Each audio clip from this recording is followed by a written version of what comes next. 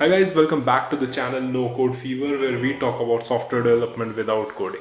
And today we are going to discuss one of the most important topics in software development, that is database design in bubble.io. So without wasting much time, let's get started.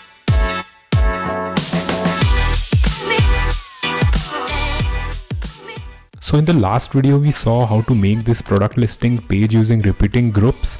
I will link that video at the top here. But guys, today I wanted to discuss how the database of these kind of websites or web apps are designed. So for example, let's go to Amazon. So here when you log into your account and you search any product like smartphone, there are a lot of list of different smartphone that is displayed here, right? And as someone from a coding background or non-coding background, and even if you don't have any experience of how databases are designed, you don't have to worry about it. Just think at a higher level of how these websites work. So when you log in, there is a user account, right? And there are different things like products and their reviews, the ratings, the price. So our first approach is to think about different kinds of data types in that project. So I created this workflow to give you an example what kind of database structure is used for these kind of e-commerce websites like Amazon, and we'll go through the workflow with respect to the Amazon website. So guys, let's start with the different data types that a website like Amazon uses. So there are different data types like user, product, order item, category, and review. Let's start with user. Whenever you log into Amazon takes some information from you and saves it in the database. And these information under the user are called different attributes or properties of that data types. Like a user will have property like name, address, orders, profile picture, and email address, right? Now name, address, profile picture, and email address will be unique to each of the user. But if you see orders, this is in bold and I marked it in pink because here comes the interesting part. See, order can be a different data type also. So here in pink you see order is a different data type and it has some different properties or attributes like order date, order items, number, shipping address, status, and total price.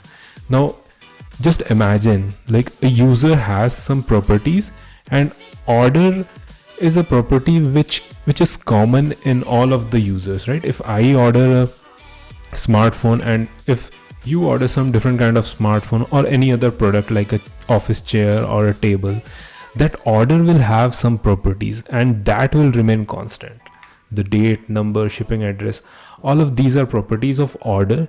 So we don't have to create these properties whenever some user is buying a product. So that's why it's possible that the attribute of a data type can also be another data type, right? Let's go with another data type. So we have a product. So here you can see Samsung Galaxy S24. This is a product and each of the product will have a name. Like Samsung Galaxy is the name of this product. Then we have description. Then we have stock. Like if you see here, it's written in stock. And you can also mention what's the number of stock, like if there are 10 smartphones in stock or if the stock is empty. You can mention that by taking the information from the database and displaying it on the dashboard. Then for each of the product you have some reviews by the customers, and then we have price, images, and category. Now this category is another data type. So this product Samsung Galaxy S24 is under the category of smartphones, right? So if you see the category data type, we have a name of the category and then we have some listed products.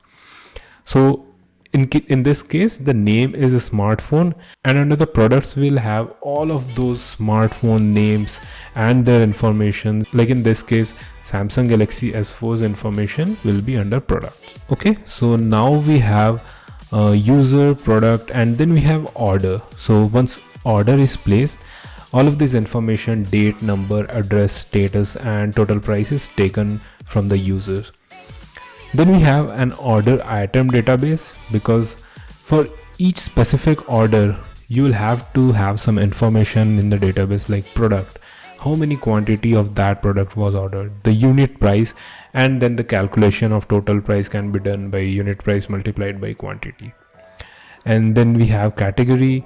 Then we have a separate data type for review, because for each of the review you will have some text comment, you'll have the product information for what that comment is there, and we have some rating which will be a number between 1 to 5, and then we have a review date on what date that review was posted. And finally we have another data type, address, which is a static address or can be changed by the user, or there can be multiple addresses for a single user. So guys, this is the example of a structure of database that an e-commerce website follows. Now let's go to the Bubble dashboard and see how this can be implemented there. So guys, when you come to the Bubble dashboard, so here on the left hand side you see some tabs like design, workflow, data. And for the database structure we have the third tab here. When you go to the data tab, you see some tabs like data types, privacy, app data, option sets, and file manager. So under the data types, you define the different kind of data types like user, product, and all of the data types that we saw here in the workflow. You can define here, and each of the attribute can also be mentioned by creating a new field here. So let's go one by one. I've already created all of these data types, and as for the user, you can see we have name, address, order, profile picture, and email address. So for the user we have a name field, and this is a text based field.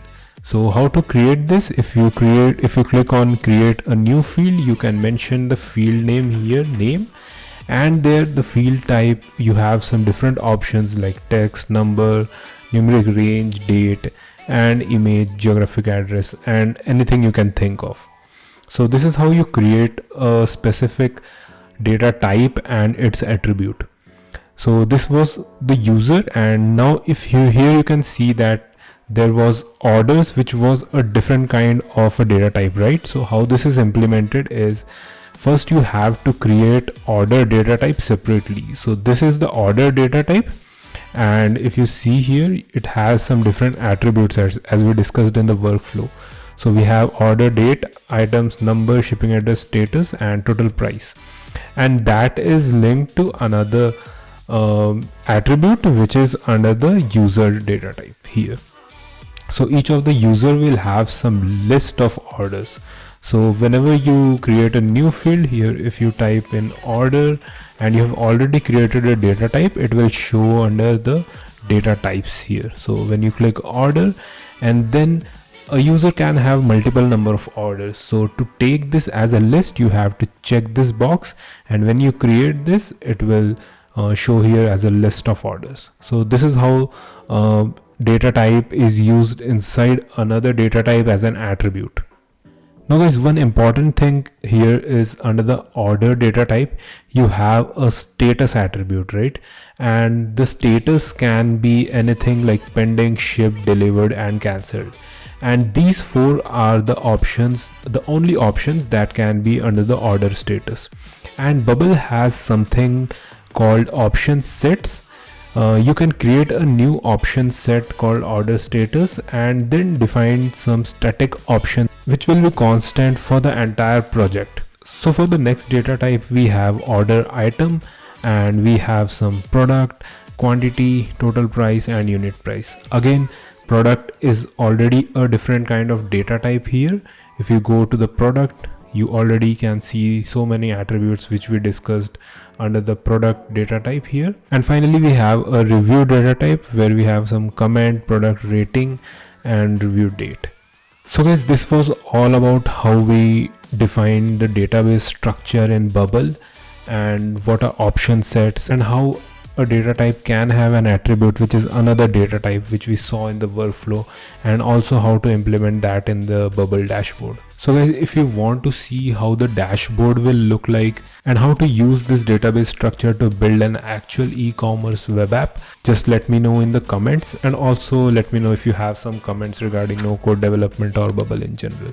Thank you so much for watching the video, and I will see you on the next video.